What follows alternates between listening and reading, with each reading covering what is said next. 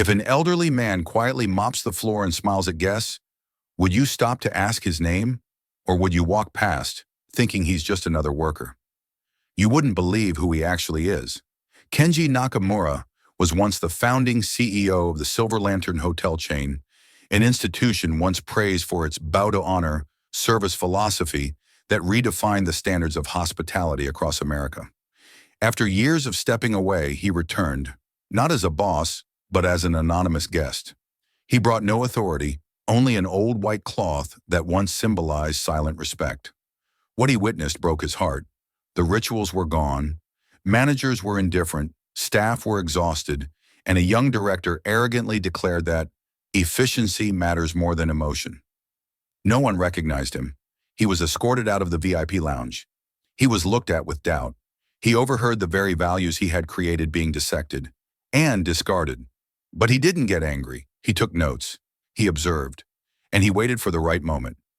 During an internal meeting broadcast across the entire system, right as the new CEO's speech on redefining modernity reached its climax, Kenji stepped out from behind the stage. No one had prepared for it. No one recognized him immediately.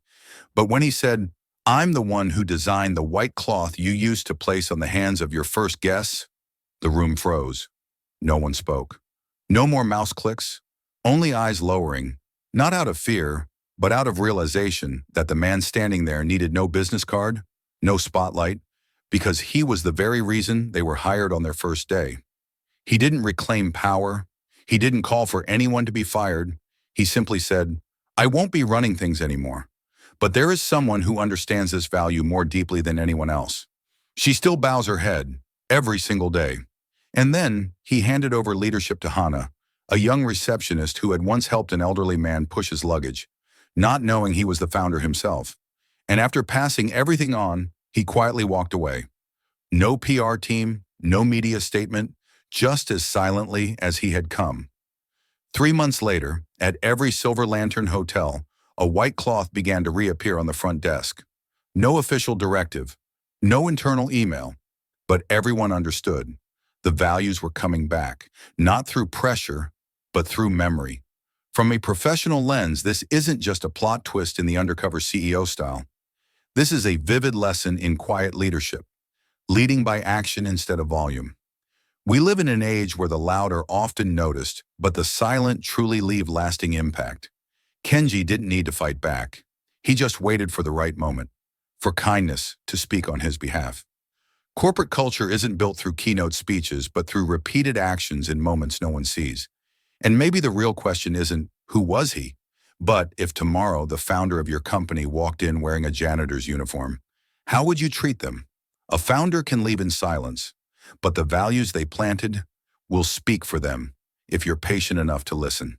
If you saw a piece of yourself in this story, whether as someone forgotten or someone who once forgot others, hit like to give voice to the quiet ones. Comment to share a kind act you once witnessed, and subscribe to the channel. If you believe kindness doesn't need applause, just the right moment to reach someone's heart. Chicago's morning was cloaked in fog. The glass of Silver Lantern's front lobby bore a faint layer of condensation, as if the city itself was hesitating, not yet ready to begin another day. In the chill that crept past the collar, among scattered footsteps and the soft hum of the automatic revolving door, a man walked in. He wore a faded blue jacket, a canvas tool bag slung over one shoulder, and an old baseball cap pulled low. Gray strands of hair peeked from under the cap, mixing with streaks of freezing wind. He wasn't tall, nor imposing, nor did he carry the kind of presence that made people take notice. If one had to describe him, most would simply nod and say, "Just an old Asian man here to fix something." But his eyes, if anyone were patient enough to truly look, held something far from faded, something that had once burned bright, once stood under a spotlight, and then chose to step behind the curtain into silence. He stood at the reception desk for a few seconds, scanning the surroundings, his gaze tracing every detail as if memorizing every inch of the space. A young receptionist in a gray vest was staring down at a screen. No familiar nod. No good morning, as per the Silver Lantern standard of hospitality once so famously known. The man spoke softly, his voice marked by the cadence of someone who had learned English decades ago. "Excuse me, I'm here as scheduled. Maintenance department, assigned from the regional center." The young man looked up at him for a few seconds, then gave a curt nod. "West elevator's stuck. Tech office is in the basement. Use the back corridor. Codes 0452. No name, no badge. No one asked. No one cared." He nodded gently and turned away. His worn black shoes echoed softly across the polished tile lobby. Passers-by glanced at him like he was just a shadow. Young managers absorbed in KPI charts and VIP guest files didn't even register his presence. Only one person paused, a young woman with her hair neatly tied back, wearing the traditional receptionist uniform with a red ribbon. As he passed her desk, she stood upright, smiled, and gave a deep bow. Not the performative kind, but the kind learned properly. A bow from the waist, eyes not to the ground, but directed toward the other person, executed with the precision taught in Kyoto's hospitality schools. He paused for a second, nodding back. No one noticed this silent exchange, but the look in her eyes, clear, devoid of pity, made him smile for the first time that morning. Her name was Hana Cruz. That name would return later, like an exclamation mark in a paragraph someone had once forgotten. He walked straight toward the back, through a gray door beside the laundry room. From here on, the world turned darker and damp. Pipes, wires, the mingling scent of scorched plastic and industrial cleaner created an atmosphere only back-end staff would find familiar. The low hum of industrial fans filled the air, along with the clanking of metal as if someone was trying to repair something from decades ago. The technical room had no formal sign, only a handwritten label in black marker on the door. "No entry unless broken." A bald man holding a wrench looked up. "You the new guy? From Central Maintenance?" He nodded. "Kenji Nakamura." "Huh, Japanese name, huh? I'm Paul. Been here almost 10 years. Welcome to Hell's Basement." Paul laughed heartily. Kenji smiled faintly, his gaze drifting across the posters on the wall. None of them had 4 intact corners. This was a second world, the one that kept the building alive, but never made it onto the glossy pages of the annual report. His first visit only lasted a few hours. He repaired the control box on the 5th floor, checked the sensors on the meeting room doors, and was finally assigned to clean out an old basement storage room, a place that housed items no one used but no one dared throw away. When he stepped inside, a dim yellow glow from a dying tube light spilled onto his head. There was dust, mildew, and a strange wooden box marked with old Japanese script. He opened the lid. Inside was an embroidered handkerchief. It bore a single character, Lee, meaning ray, or respect. It was the same character once embroidered on cloths given to employees awarded the spirit of service, a tradition he himself had created. He held the cloth, his eyes closing slightly, lips pressed tight. Then he carefully folded it, slipping it into the inside pocket of his jacket, quietly as if it were a relic, or a reminder, or an apology never delivered. When he stepped out, the hallway was silent, but on an old monitor, a message flashed. "SL Modern, rebranding begins. All traditional symbols to be removed." He read the message 3 times. He didn't frown. He didn't sigh. He just lifted his tool bag back onto his shoulder and kept walking, as if everything he had once built had been scrubbed from the nameplates, but couldn't yet be erased from the very floors he had once scrubbed clean with his own hands. No one knew that morning, a legendary CEO had returned to the place that once bore his name, but in the role of a man outside the spotlight. No business card, no microphone, no one bowed, and that only made him more determined. That afternoon, as the golden lights cast a soft glow across the polished wood hallways, Kenji was called to the grand lobby to clean the windows before the meeting. No specific instructions. A young employee merely handed him a spray bottle and a squeegee, then turned away as if scared of being associated with such a lowly task. The main lobby of Silver Lantern had been modeled after traditional Kyoto architecture, but it had since been modified to appeal to Gen Z. The faux bamboo panels were replaced with glossy synthetic wood. The old incense was swapped for lavender essential oil. But in the center of the lobby, a wooden panel remained, once engraved with the phrase, "Bowing doesn't make you lower. It lifts others up." Now it was just polished wood, The faded scrape marks where the engraving had been were still visible under the reverse lighting. Kenji stared at that bare wood for a long while before raising his hand to clean the glass doors. Each swipe of the squeegee felt like wiping dust from memory, a memory no one had yet named. Just then, a woman's voice cut through the quiet behind him, sharp and louder than necessary for a hotel lobby. "Who gave you permission to be in the main lobby when VIPs are arriving?" He turned. A woman in a black blazer, softly curled hair, name tag reading, Rachel Quinn, executive manager. Rachel didn't look at him like a person. Her eyes drifted past him as if she were inspecting the glass more than the man cleaning it. "Maintenance staff aren't allowed in this zone during peak hours. Move out." "No, thank you." "No, sorry. Just a cold command." Kenji nodded, quietly packed his tools. He turned away without a word. But Rachel turned back to her colleague and muttered, "I don't get why they keep hiring these old Asian guys. Just looking at them makes me want to fall asleep." Hana was standing at the front desk, not far away. She heard it. She turned, locking eyes with Kenji for a split second. Something in her gaze, a silent conflict, a familiar helplessness.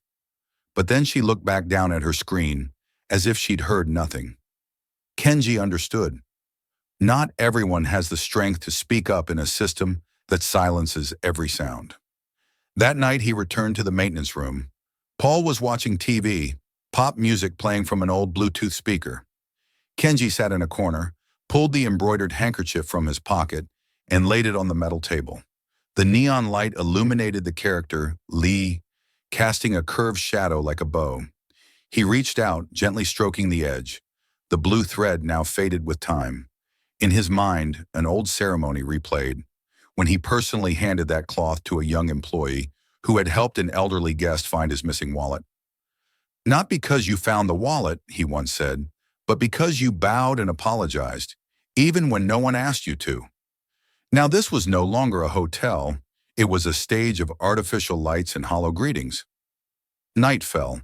Chicago was still wrapped in mist, just like that morning. Kenji climbed to the rooftop of the hotel, a place rarely visited.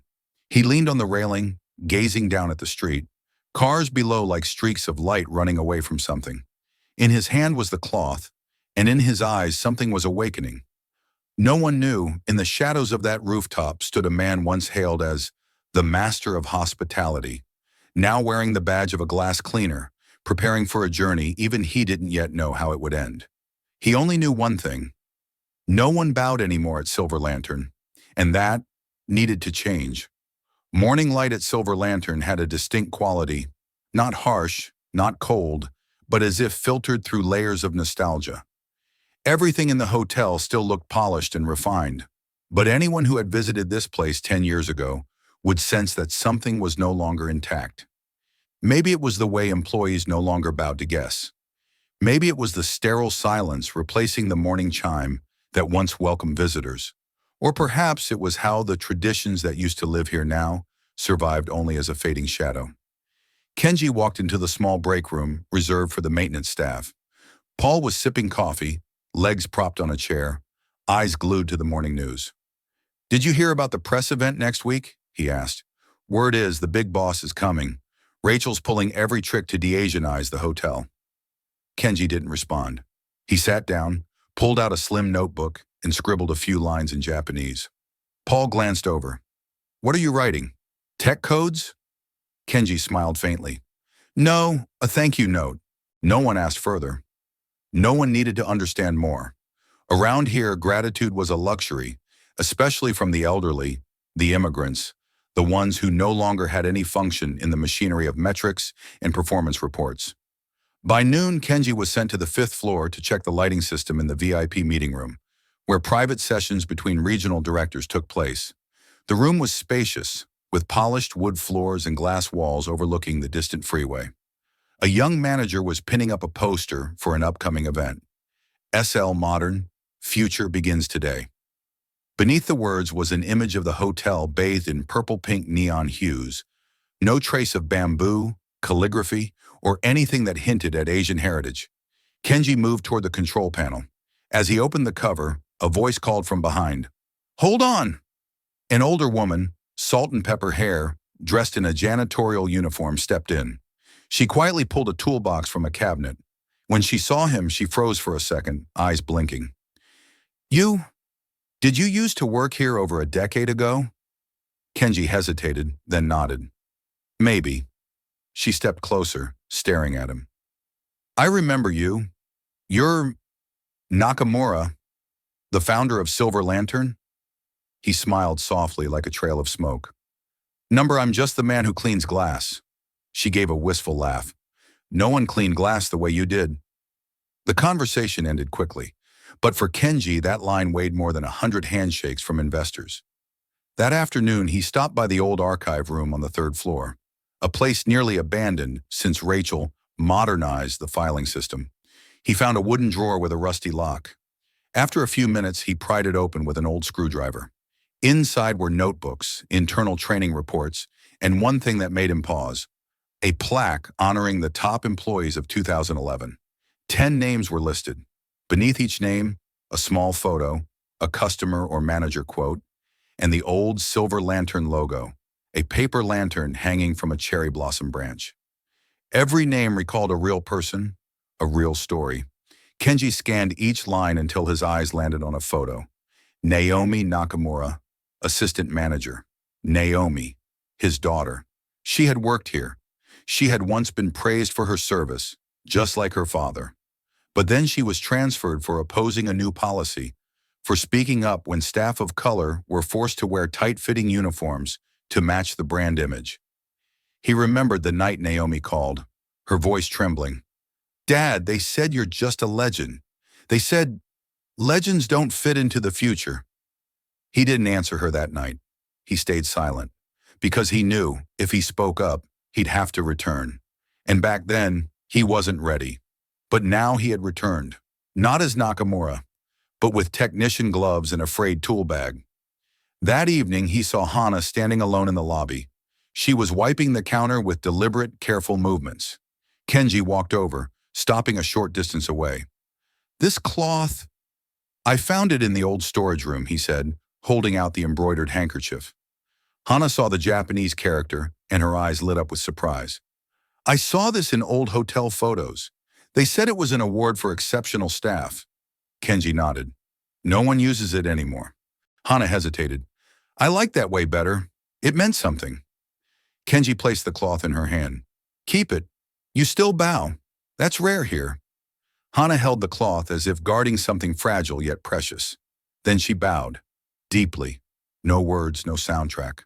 Only silence, deep enough that Kenji didn't need to say anything more.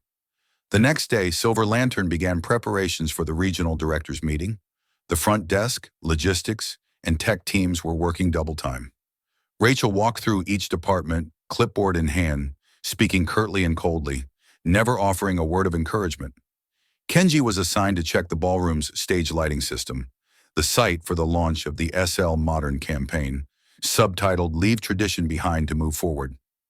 He quietly reconnected the power links, replaced a spotlight, and adjusted the lighting angles. As he worked, he watched everything from afar.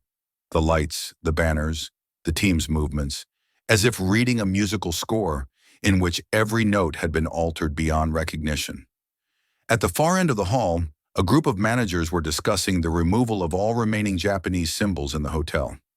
Even that statue by the fourth-floor elevator. What's it called? Spirit of Service. Too Asian-sounding. Replace it with quotes from Forbes. Rachel nodded without hesitation. "Do it. We don't need to bow. We need to stand tall and compete." That line struck Kenji in the chest like a blow, not because he was offended, but because he had once taught that raising your head meant nothing if you hadn't learned how to bow at the right time. That afternoon, Hana was called to the management office. Kenji happened to walk by just as the door hadn't fully closed. He paused down the hallway, just enough to catch fragments of the conversation. "You bowed to a Japanese guest this morning. That behavior doesn't align with our new image. You know the direction we're heading." Rachel's voice, sharp, tense, no room for feedback. Hana replied softly, "I just think some things shouldn't be discarded just because they're older." Rachel gave a mocking smile. "History doesn't increase profit. Tradition doesn't save payroll. You like bowing? I'll reassign you to the cold storage.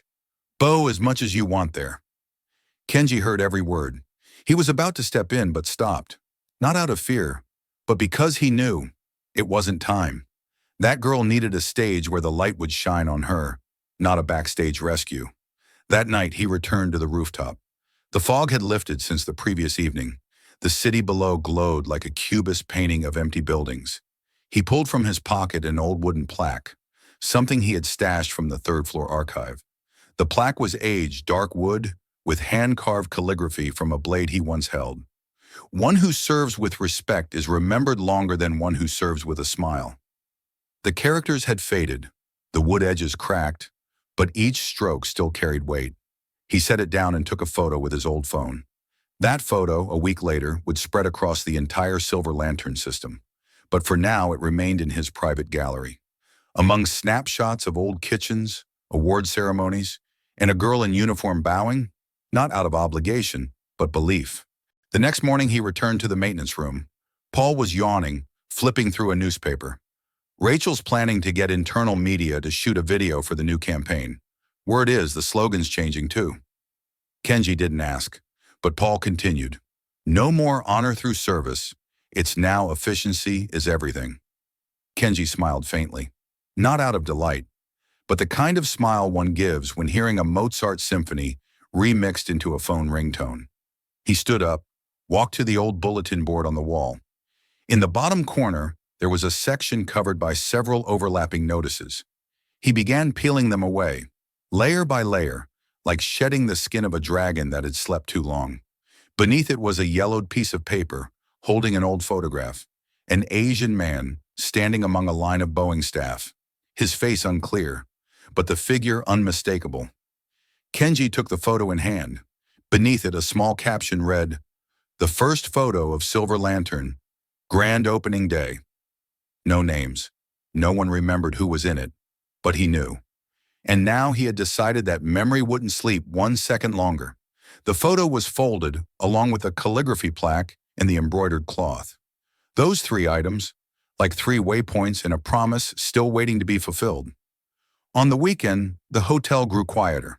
The conference groups had checked out, leaving only a few European couples strolling beneath the gleaming wooden hallways. The elevators moved slower, the echo of high heels no longer urgent, like on regular days. A stillness filled the space. But in that stillness, things once hidden became easier to notice. Kenji entered the internal archive room. It lay behind a gray door with no sign. Once a storage room for old meeting supplies, now turned into a space for things we're not sure whether to keep or discard. Dim yellow light, a soft whir from the AC. The scent of aged paper, cardboard, and disinfectant blended into the smell of time. He combed through each box, everyone labeled by year. Each year a silent chapter of history. When he reached the 2016 box, he paused. Scrawled in fading marker on the lid, SL Chicago, internal com/restructure/staff history. He opened the box, flipping through file after file.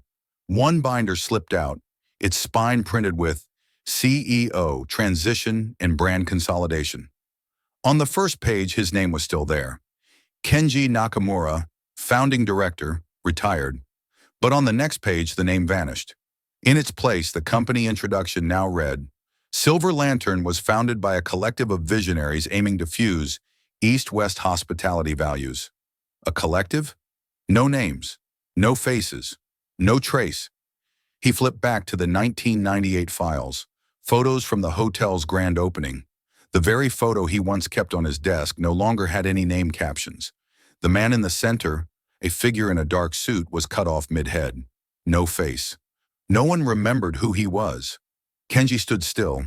His hand rested gently on the edge of the file box. It didn't tremble, but in his eyes something hollow flickered. Years ago, he had once been hailed as the man who launched the spirit of service revolution. Hospitality Today had run a cover story. The first man who bowed and taught Americans how to bow back. But later he stepped away, because of age, because he wanted his daughter to carry on, because he thought he had left behind enough legacy. He was wrong.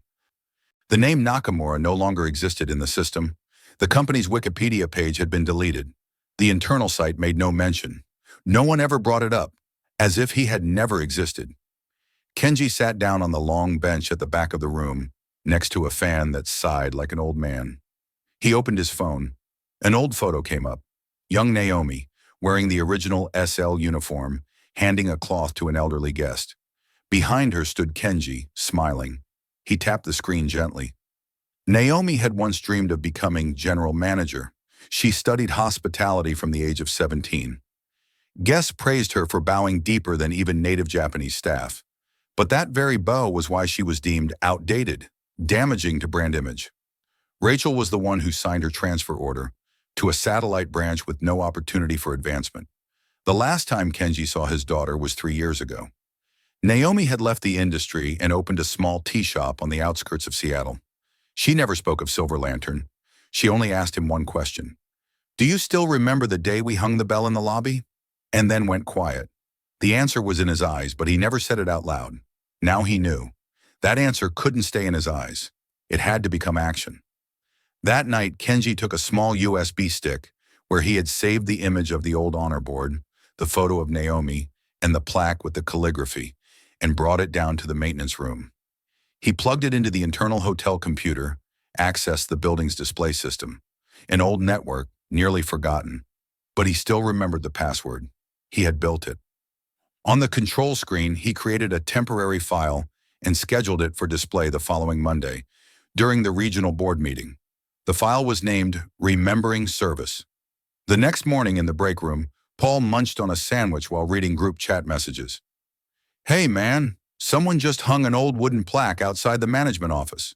Somebody reprinted that old calligraphy line. Rachel's having a meltdown." Kenji said nothing. He knew exactly what it was.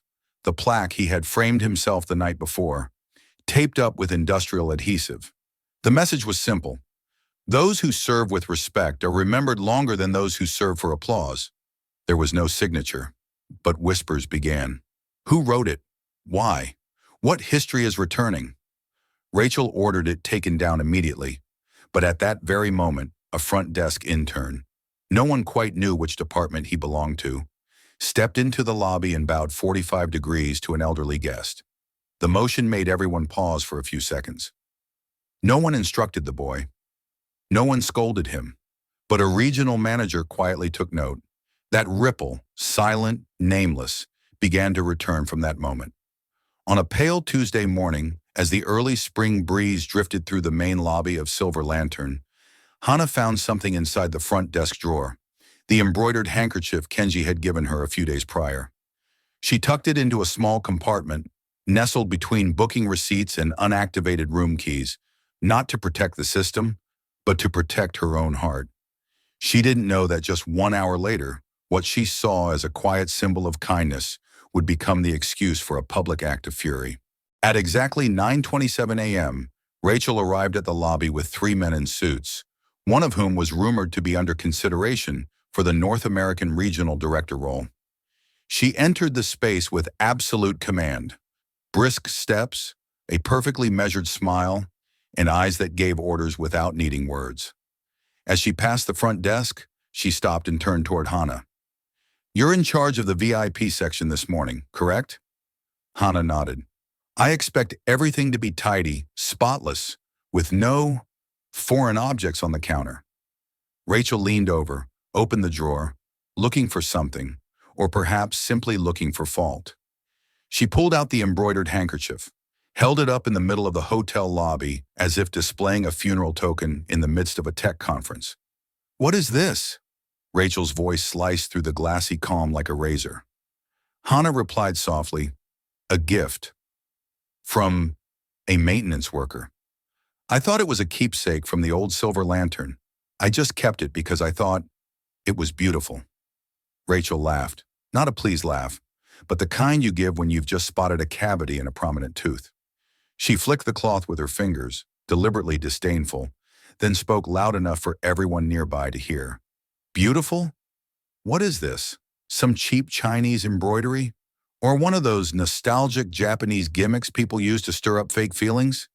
She flung the cloth to the floor. Intentionally. No one said a word.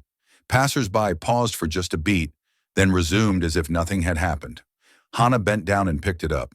Her gaze wavered slightly, but her hands were steady. She stood upright, calmly folded the handkerchief, and placed it into the inside pocket of her uniform. No reaction, no resistance, not a single word. But that very silence made the air around them heavier than any slap with sound. Kenji stood at the far end of the corridor, behind a large ornamental plant. He saw everything. His face didn't move, but his eyes, deeper than any silence before them, took it all in. He turned and walked away slowly. Not because he didn't want to stay, but because he knew that if he stood there another minute, what Rachel threw to the ground wouldn't just be a handkerchief. That afternoon, Kenji returned to the third-floor storage room, where he had previously found the calligraphy plaque and old photos. In a small, unmarked box, he discovered a batch of old HR files. Among them was the 2015 internal recognition document. On the third page was a name clearly listed, Naomi Nakamura. Award title, Keeper of the Silver Lantern Spirit. He carried the file through the hallway, like one might carry a blade still sheathed.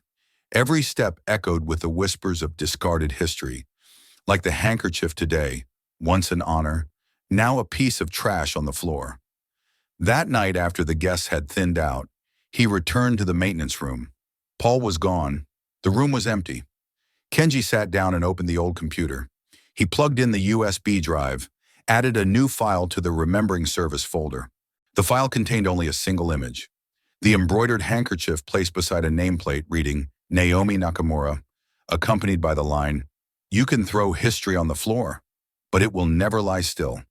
He scheduled the file to play the following Monday morning, right before the speech launching the SL Modern campaign.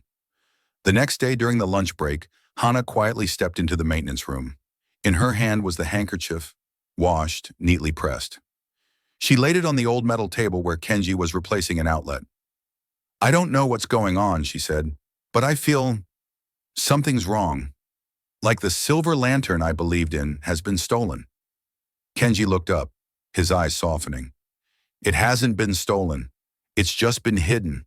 And what's hidden will find its way back." Hannah nodded. For the first time, she didn't bow to him as a staff member to a technician. She bowed to him as someone who saw something too great to name. The following Monday, the Silver Lantern Ballroom was completely transformed into an event space. Chairs were reupholstered in pearl gray fabric.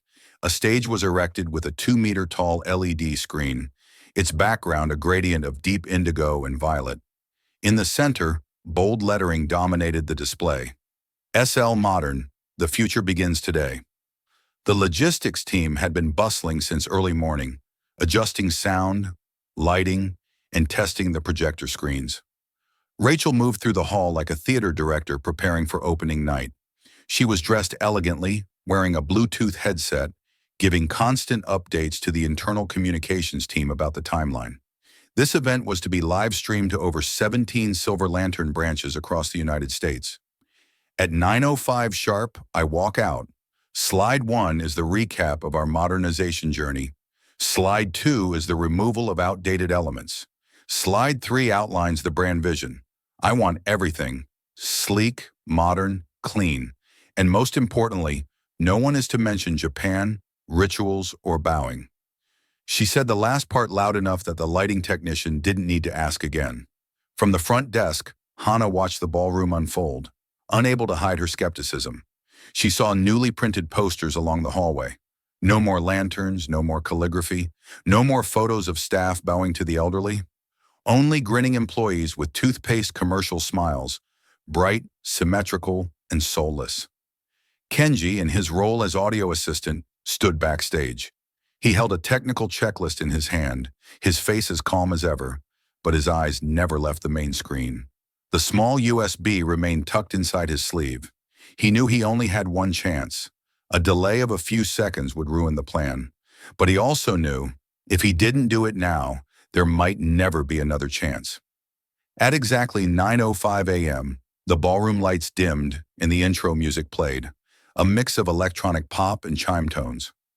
Rachel stepped onto the stage, confidently smiling, walking like she was about to deliver a TED Talk. Behind her, the first slide appeared. Silver Lantern, a new chapter.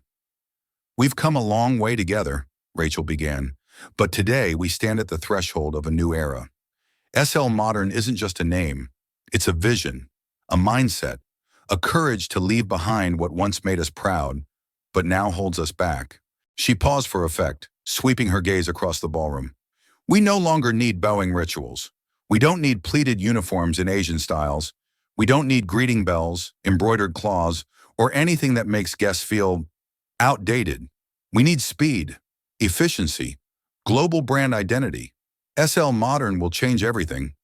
The slide changed. On screen appeared the keywords: efficiency, identity, growth. Beneath them was an image of a blonde front desk agent in a white suit, shaking hands with a young guest in activewear. No bowing, no tradition, just speed and convenience. Hana gently tightened her fingers. Kenji said nothing. He had seen this before, in a presentation over a decade ago, where a young CEO declared that Japanese rituals don't suit American pop culture. That day he had spoken up, had been laughed at, and had asked himself, was respect really something with such a short shelf life? Rachel continued.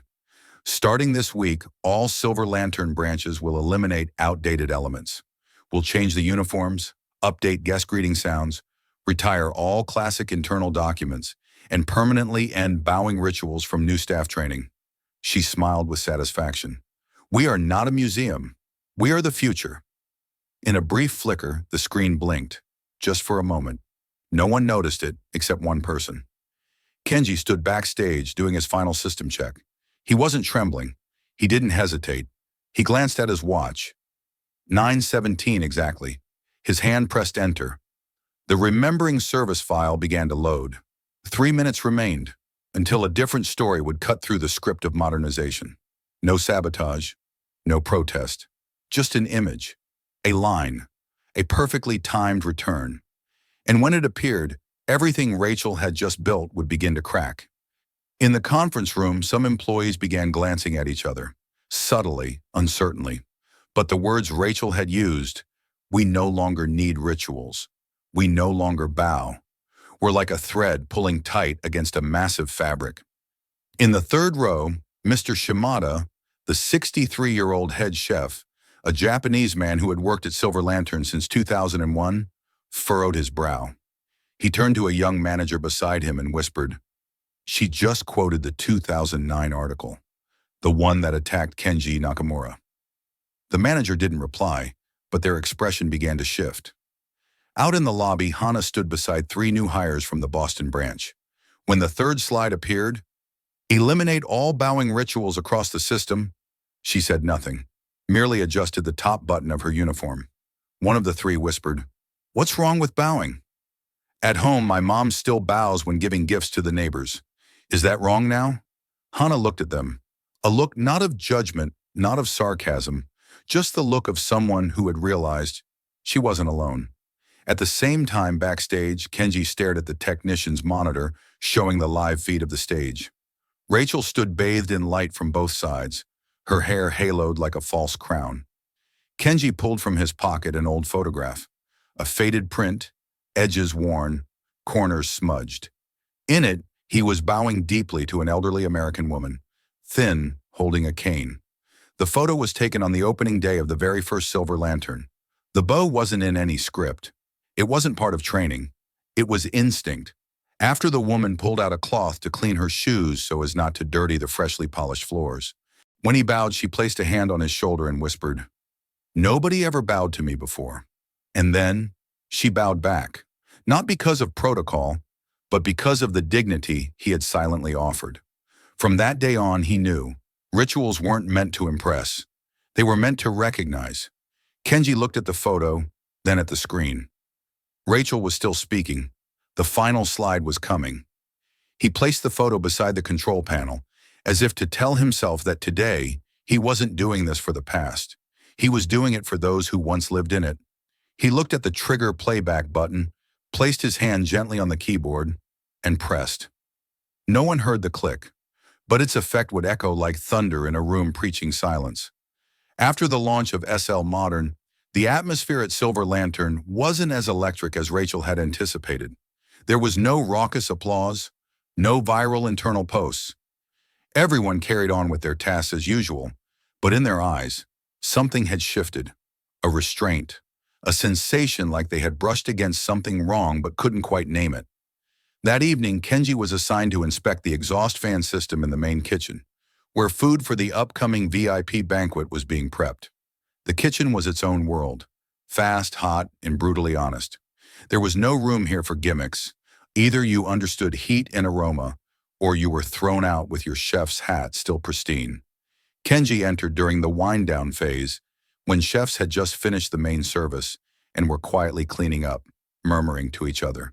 He wore his maintenance uniform, toolbox in hand, eyes tracing the ventilation ducts running across the ceiling. A young Japanese chef, Kaido, was wiping down a stainless steel table. He held a pot, tilting it as if weighing it, then turned to the head chef, Mr. Shimada, and smiled faintly. "What do you think of all this modernization stuff?" Shimada didn't answer. He simply set his knife down and wiped his hands. Kenji climbed a step ladder to reach the ventilation pipe. He said nothing but watched every movement, every word, every glance. Because he knew the kitchen was always the place where real emotions surfaced first. Kaido smiled again, this time glancing up at Kenji. "How long you been doing electrical here, sir?" Kenji didn't look down, just answered plainly. "Not long." Kaido pressed on. "You seem familiar. Ever worked as a chef before?" Kenji didn't reply immediately. He looked down and met Kaido's eyes, eyes with a glint of mischief behind them. There was a pause. Then Kenji responded slowly, in Japanese. "Baoting hasho dake janaku, shir ni mo okumono da." A kitchen knife must be held not only in your hands, but also in your heart. The entire kitchen froze for a beat. Kaido stared at him. Shimada slightly raised his head. A prep cook at the far end stopped scrubbing a pot. No one translated it, but every Japanese speaker in the room understood.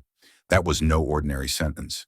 It was one of the guiding phrases once engraved on the walls of the original Silver Lantern kitchen, quoted in the chef training programs of the 2000s. Programs personally written by Kenji Nakamura. Kaido pressed his lips together. "Only 4 people have ever said that to me. 3 of them quit. The last one was the founder." Kenji still didn't look up.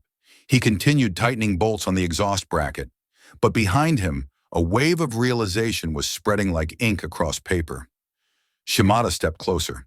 He didn't ask anything. He simply said softly, "The day I got hired, I bowed 3 times. One of those bows was to someone who looked just like you, same uniform, but stood straighter, and his eyes were warmer." Kenji climbed down from the ladder slowly. He looked at Shimada for a second, then said in English, "We don't bow to people because they're famous. We bow to people because they make us better." Then he gathered his tools and walked away, leaving behind a kitchen with no clanging pans, no lingering laughter. Only one thing remained, and it didn't need to be said in any language at all. The next morning during the mid-shift break, Kaido sat with Shimada and 2 junior staff. "It's him, I'm sure. No one says that line with that cadence. I learned it from an old internal training video.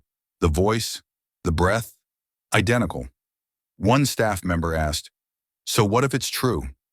"He's just a maintenance guy." Shimada shook his head. "If it's true, then we've been bowing to the wrong people for a whole month." Kenji returned to the maintenance lounge. He opened his old laptop.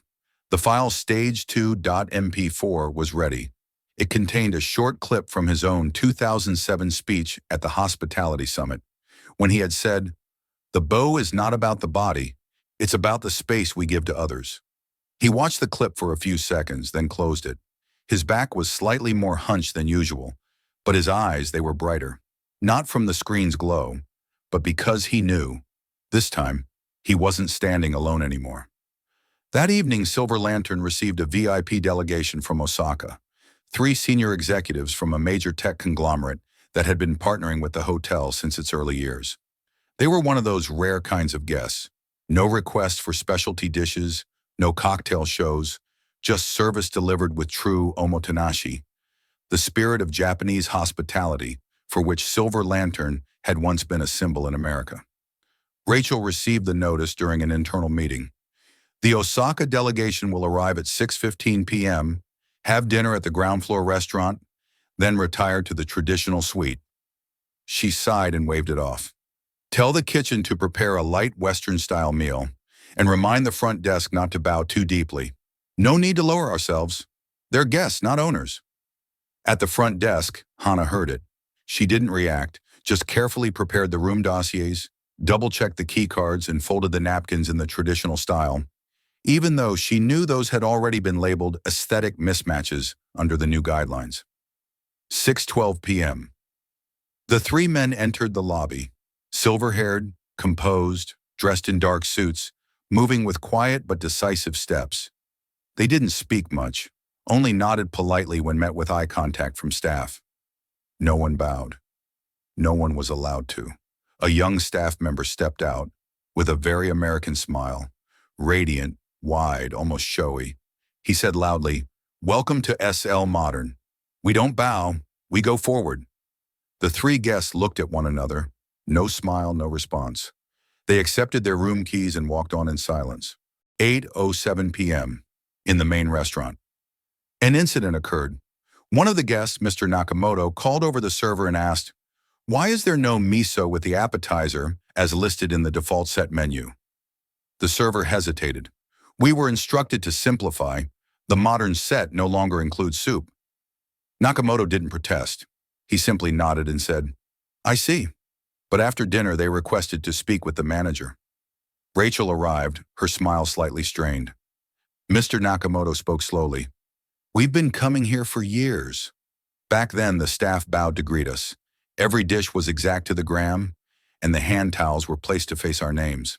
Today, everything feels cleaner, but more lost. Rachel smiled politely. "We're modernizing for international taste. Traditional elements are being reevaluated to avoid cultural misinterpretation." Mr. Nakamoto tilted his head, said nothing. But his eyes, silent and deep like Kyoto's winter sea. At that moment, Kenji was passing through the lobby. He held a checklist for the lighting systems on the ground floor. He still wore his technician's uniform, faded blue jacket, cap pulled low. He walked quietly without a sound. Mr. Nakamoto spotted him first. His gaze stopped, unblinking. "Sumimasen," he called. Kenji turned his head gently. Mr. Nakamoto approached him, looked him directly in the face, and tilted his head at a 10-degree angle, a gesture reserved only for someone of higher status. "Shitsure desu ga, o namae wa?" "Forgive me for asking. What is your name, sir?" Kenji didn't respond immediately. He simply smiled. A very faint, very quiet smile, and bowed, deeply, precisely 45 degrees, slowly, not out of politeness, but to give the other man enough time to remember. Mr. Nakamoto exhaled lightly. He looked at the man before him as if seeing a memory. "Suda-su-ka. So that's how it is." He didn't ask anything further. He just quietly returned the bow, even deeper than the first. The other two guests walked over. They looked at Kenji, then at each other. No one needed confirmation. They had met him over 20 years ago, right here in this very room, when he wore a black kimono and bowed to a delegation of Americans and said in English, "We bow not because we are small, but because you are worthy." Rachel turned back asking, "Is something wrong?" Nakamoto replied, "No, nothing at all." Then he turned to Kenji and said, in perfectly clear English, "Thank you, sir. We have recognized what this place has forgotten." Kenji bowed once more, then walked away. That night, in the internal chat system, an anonymous message was sent to the entire staff group. The message contained only one image. Kenji, bowing before three Japanese men, light shining down from above, his face unclear, but clear enough to show the spotlight was not falling on a maintenance worker. Below the image was a single line of text. "Who's teaching whom to bow?" Thursday, 8 a.m. The second-floor ballroom of Silver Lantern was set up for the annual regional summit, the biggest event of the quarter. Nearly 120 managers, department heads, and directors from branches across the Midwest and Northeast had gathered. Cool white and blue lights flooded the ceiling. The SL Modern logo hung prominently overhead. LED lights ran along the walls of the hall. At the center of the stage stood Rachel Quinn, radiating confidence as if she had just redefined the culture of the American hospitality industry. Mid-level staff were scattered around the periphery. Hannah stood quietly in the back row, her eyes scanning the unfamiliar faces. She said nothing, but in the breast pocket of her uniform, the embroidered handkerchief Kenji had given her remained neatly folded, like a silent talisman. Kenji wasn't in the room. He stood in the maintenance room 20 meters away, where he could see everything through the internal surveillance feed. His laptop was open. The file remembering service.mp4 was ready. The clock struck 8:58. He waited for the exact moment when Rachel would present slide 2, Legacy and Why We Leave It Behind. Inside the hall, Rachel held the mic. Her voice was clear and confident, amplified by a wireless headset.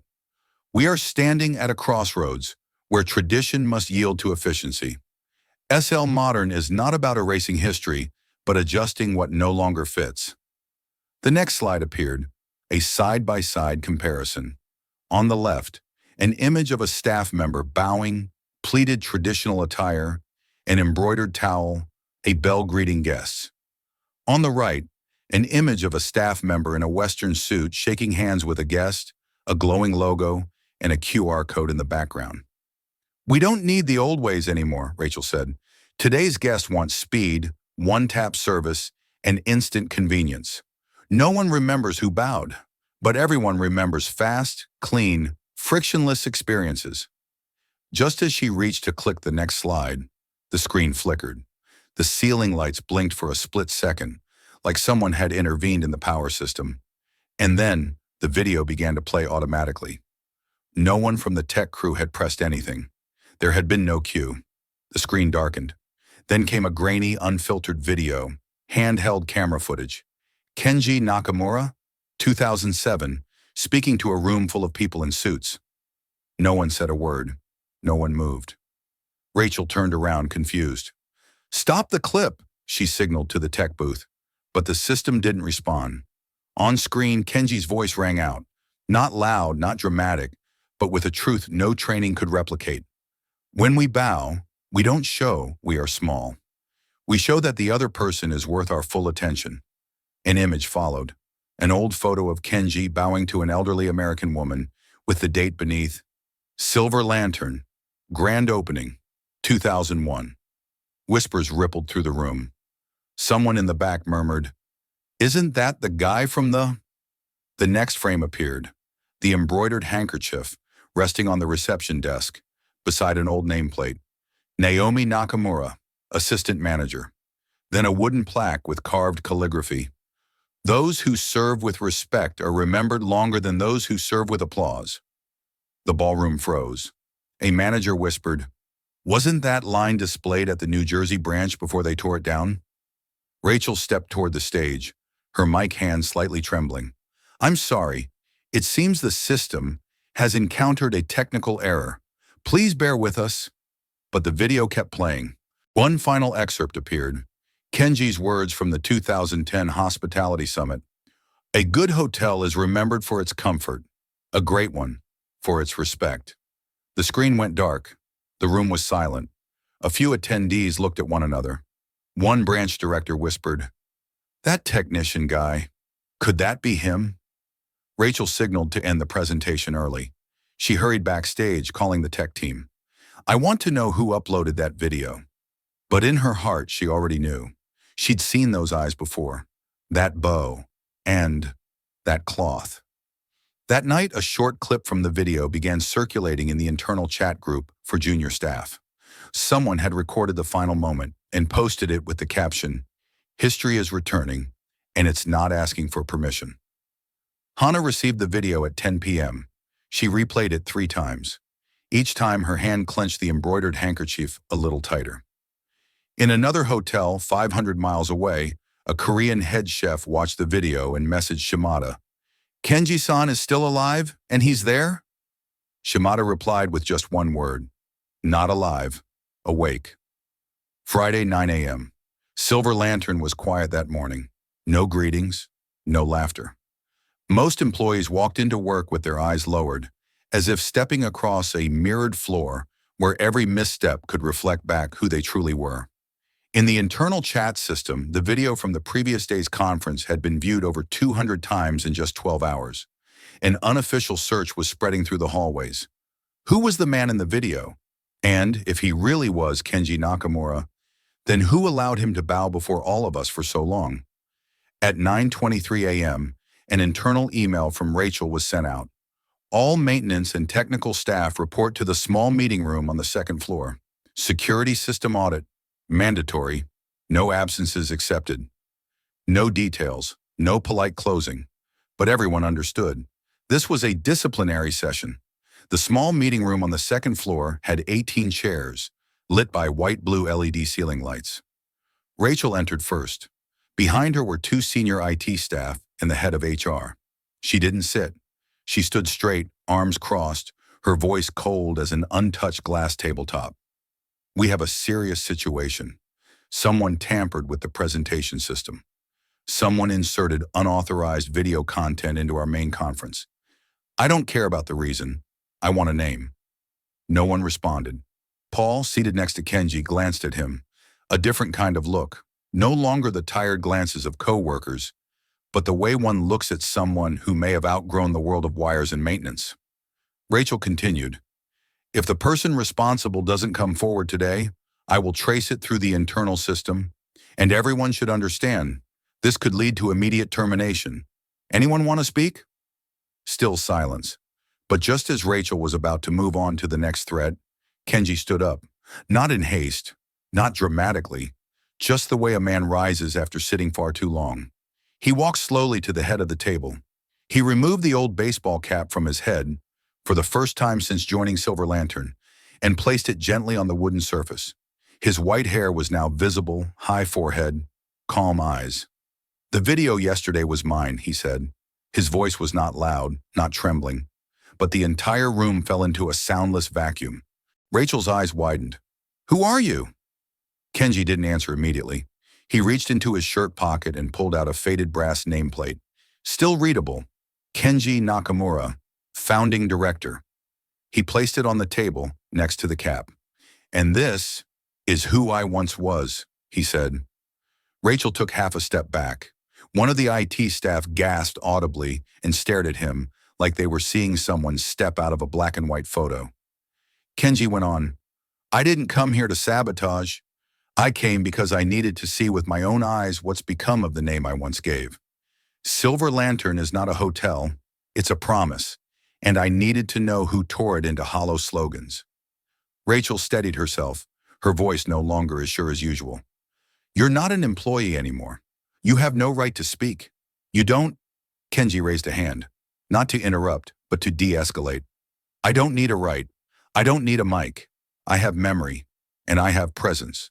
If bowing is needed, I am willing to do it again today, because I once bowed to build trust from nothing. But today, the one who bows should not be me." The room stayed silent. Rachel's face flushed, whether with anger or because she'd just witnessed authority being taken from her without force or threats, no one could tell. Kenji continued, "People ask why I came back. Was it to teach a lesson? Number, I came back because I saw that in these hallways, there are still people who bow, not out of fear, but because they understand that it is right.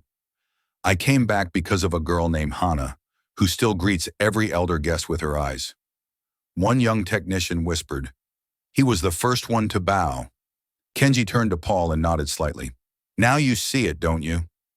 Paul simply nodded. No smile, no question. Finally, Kenji reached into his inner pocket and pulled out the embroidered handkerchief, white with blue stitching, frayed edges. He placed it on top of the cap. "This used to be a reward for serving with heart. Now it's proof that someone dared to stay true." He didn't wait for a reply. He gave a slight bow, then walked out of the room. No one stopped him. No one said a word. But within the hour, the news spread throughout the internal network. Kenji Nakamura had returned, and he was here. No more disguises, no more silence. At the front desk, Hana opened a message. It was a photo from Shimada. In the image, the maintenance cap, the embroidered handkerchief, and the nameplate placed side by side, along with a caption, "A man took off his cap, but kept his spine straight." She said nothing. She simply stood up, walked out to the lobby, and gave a deep, respectful bow to the first guest who passed by that morning. On Monday, the entire executive board of Silver Lantern was summoned to Chicago. There was no formal agenda, no meeting schedule attached, only a single line from corporate headquarters. Emergency meeting, system breach, and leadership verification. The first person to walk into the 10th floor boardroom was Hannah. She wasn't on the executive team. She hadn't been invited, but she came anyway. She wore the proper uniform with the embroidered handkerchief neatly tucked into her chest pocket, not to show off, not to hide, just quietly declaring, "I'm here, and I have a reason." An admin staffer tried to stop her from entering, but a voice called from behind, "She's with me." It was Kenji, wearing a gray suit, no tie, composed posture, eyes that no longer needed to prove anything. The room fell silent as he entered. No introductions, no declarations. The silence spoke louder than applause ever could. Rachel sat in a corner of the long table, arms crossed, back straight, expression neutral, but her eyes no longer held confidence, only caution, like someone seated next to a diffused bomb, unsure if it was still counting down. Kenji glanced around the room. "Thank you for coming. I won't take much of your time." He placed a laptop on the table and connected it to the projector. The screen displayed a graph. Anonymous customer complaints had risen 16% in the first quarter. Review ratings had dropped 23% on independent platforms, and frontline staff turnover had increased by 40%. He said nothing. He let the numbers speak. A financial manager broke the silence. Where did you get this data?" Kenji replied, "From the internal reporting system I built in 2003. It still runs." It was just hidden. Silence. He switched to another slide. Photos of former staff once publicly recognized, alongside the question, "Where are they now?" The answer. Most had left during Rachel's promotion period. Finally, he opened an old email, one sent by Naomi Nakamura to Human Resources. "I'm willing to resign, but please, don't erase my name from the history of this place." There was no reply, no record of response. Kenji closed the laptop, lifted his head to look around. "You don't need to bow today, but you do need to look straight." He turned to Rachel. "You've done something I couldn't. You turned a soulful place into a fast-running machine, but you've also done something I would never accept, trading dignity for speed, and that is not Silver Lantern."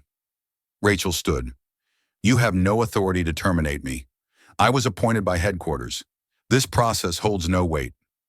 Kenji pulled out a slim folder and placed it on the table. "This is the 12.4% share I've held since the day we founded this company. Combined with voting rights from the original board members, I've just been reinstated as interim chair to oversee the 3-month restructuring process. You can choose to leave with dignity or be formally recorded as responsible for irreparable damage to core brand values." Rachel went pale, but she knew if she stayed, no doors would remain open for her. Without a word, without looking up, she closed her laptop and walked out of the room. The room was still. No one moved, until one person stood and bowed, then another, and soon the entire executive board stood and bowed to Kenji, not because he had won, but because they finally saw who had once lost and never walked away from them. That afternoon in the main lobby of Silver Lantern, a sudden appointment ceremony was held without prior notice. Kenji stood in the center. To his right was Hana, still in her front desk uniform. He spoke briefly. "Silver Lantern doesn't need someone to change it. It needs people who keep its spirit alive." He turned to Hana. "You will be the new general manager of this branch, not because you bow beautifully, but because when others raise their voices, you know how to stand quietly and stay standing." There was applause, not loud, not thunderous, but real. That evening in his private room, Kenji sat by the window overlooking the city. On the table lay his old cap, the embroidered handkerchief, and the nameplate that read, "Founding Director." He didn't take them home. He left them at the front desk, where everyone could see them each day. And beneath the newly installed glass plaque in the lobby, one small engraved line read, "The final bow doesn't come from ritual, but from gratitude." 1 week after Hana was appointed general manager, There was no press conference, no internal communications blast, and none of the executive purges that some had predicted. Yet something unmistakably shifted in the air on the ground floor of Silver Lantern, like the wind quietly changing direction without ever howling. The glass doors that once bore the slogan, "Step Forward," were taken down and replaced with a black and white photograph of the lobby taken in 1998, the day the very first branch opened. In the photo, Kenji was bowing to greet a group of guests, and standing behind him was a Vietnamese woman named Mai, a former staff member once considered the soul of service, now retired. Beneath the photo, there was no promotional tagline, just a small embroidered handkerchief encased in glass, bordered with white thread, quietly framed. That day, Hannah arrived at the office earlier than usual. She brought with her a small box containing old personal items from her locker, a dented badge, a notebook filled with handwritten customer feedback, and an embroidered handkerchief, the very one Rachel had once ordered to be removed for being outdated and off-brand. But Hannah had kept it secretly. What she didn't know was that several other staff members had also hidden theirs, not out of attachment to an object, but to preserve what it stood for. That morning, she placed the handkerchief in Kenji's hands. Kenji smiled. "I used to think this piece of cloth was too small to keep, but maybe it's bigger than every banner they ever put up." They decided to frame it beneath the black and white photo in the main lobby. No explanation, no ceremony, just a simple internal email from Hannah sent to all staff with the subject line, "If you've ever held a handkerchief, you'll understand." 2 days later, at the Silver Lantern branch in San Francisco, a front desk employee named Miguel sent in a photo. A white handkerchief placed back on the check-in counter with a handwritten note beside it. "Welcome. This is where you won't be judged for not knowing when to bow or when to stand tall." Then came New York, then Denver, then Boston. The white handkerchief started reappearing, passed from one hand to another, with no memo and no directive. Within the internal employee network, a small group called We Remember began sharing stories of quiet, often forgotten moments of kindness, like the chef who personally made porridge for a guest with a fever, or the technician, Kenji back then, who once handwrote apology letters after a water outage on a winter night. No one was forced to post, but more and more people wrote in. Some sent photos, some mailed letters, some wrote just one sentence. I used to think no one noticed, but it turns out everyone remembers when the right person tells it. Kenji didn't join the group, but Hannah did. Each night after shutting down the system, she read every post, took notes by hand, and pinned them onto a corkboard behind her office, a nameless wall of remembrance. One day, an intern passing by stopped and asked, "Why are all these stories about things no one ever saw?" Hannah replied gently, "Because the things no one sees are the ones that last the longest." A week later, Silver Lantern's headquarters approved a new policy, allowing each branch to choose its own cultural symbol. No mandatory uniforms, no cookie-cutter slogans. The Chicago branch chose the embroidered handkerchief. New York picked an old wooden chair from their original waiting room. Denver selected a photo of an elderly guest who had lived at the hotel for 10 years. And for once, no one objected, because for the first time, these choices weren't managed. They were remembered. The story moved beyond company walls. A post on a personal travel blog went viral, recounting an unexpected experience at Silver Lantern, Chicago. "I stepped into the hotel and saw a tiny handkerchief on the counter. I didn't get it. But when I dropped my contact lens case and the staff knelt down to help me without saying a word, I got it. They didn't need to explain. They knew how to bow. And that's why I'll come back." That post was shared 2.3 million times in 3 days. In the comments, there weren't just compliments. There were memories. "My mom used to work there in 2004. I once saw the old janitor in Boston bow when he heard a child crying. I don't remember any names, but I remember how they looked at me like I mattered." Kenji didn't give interviews. He declined every book deal and every offer to lead a brand restructuring campaign. Instead, he handwrote a short message and had it scanned and sent to every branch. No subject line, no signature, no title. "I used to fear losing this system, but I was wrong. The system doesn't live in documents or the people who run it. It lives in how each person chooses to bow when no one tells them they have to. At the bottom of the note was a single period, not to end a sentence, but to breathe. On the first Monday of March, light snow fell in Chicago, not enough to make the road slippery, but enough to coat the glass roof of Silver Lantern's main lobby in a thin white layer, softening the sunlight like a curtain drawing across a stage. Inside, everyone was as busy as usual. There was no special announcement, no recognition ceremony, but those who paid attention would notice. At the reception desk, the familiar embroidered handkerchief had been framed and mounted in a small wooden frame just behind where Hana now stood, as regional executive director. Kenji arrived early. No one knew exactly when he got there. A housekeeping staff member spotted him at the ground floor cafe at 6:12 a.m., reading a printed report. No laptop, no iPad. By the time the front desk staff began changing shifts at 7 o'clock, he was already there, greeting each one, no introductions needed. Those who had worked there long enough gave a slight bow, not out of hierarchy, but because his presence had once been the reason they stayed. Around 8:30, Hana came down from the executive floor. Kenji was waiting with a thin folder. It wasn't a contract.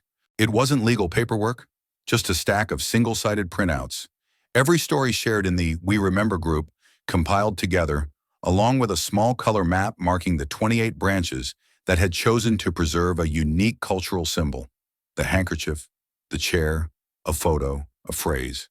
He placed the folder on the desk and said softly, "Keep this safe for me. In case someone forgets someday, this'll help remind them."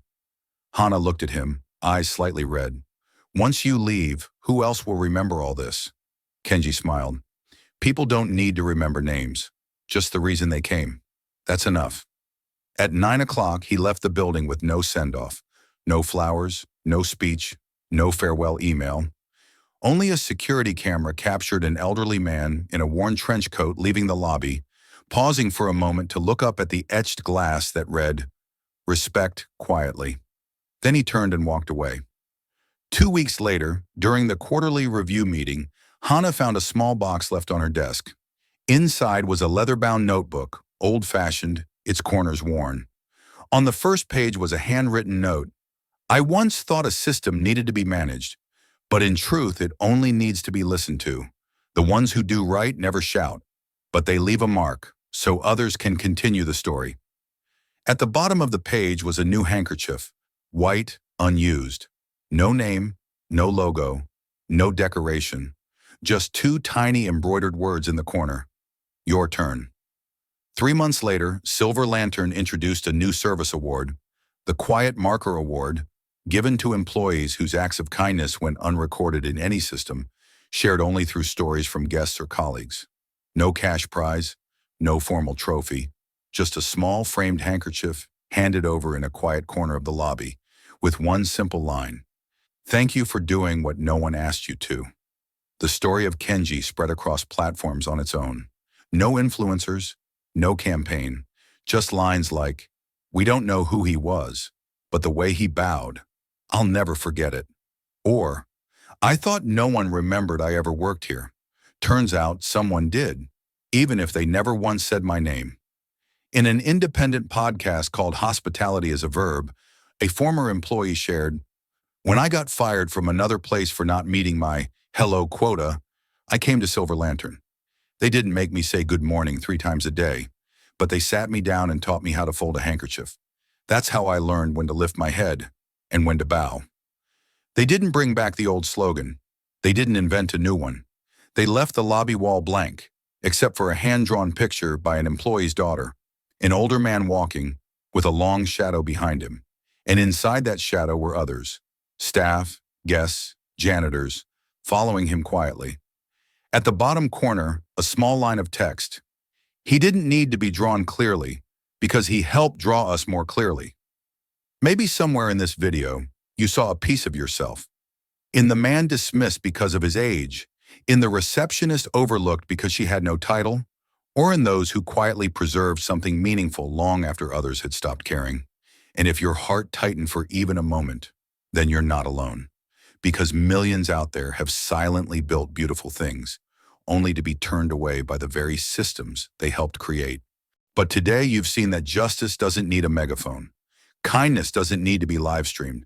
And a white handkerchief placed at just the right time, in just the right place, can bring an entire company to silence. If you've ever known someone like Kenji, someone who quietly held on to what was right, mention them in the comments. We'll read. We'll listen. Because this story doesn't end with his departure. It begins again, with people like you. If you believe small acts of kindness can shift entire systems, click like to share this message with one more person. If you've witnessed a moment that moved you to tears because justice was restored, leave a comment. And if you want to keep helping us tell the stories that were never told, hit subscribe. We don't just tell stories, we reconnect the truths that were once forgotten.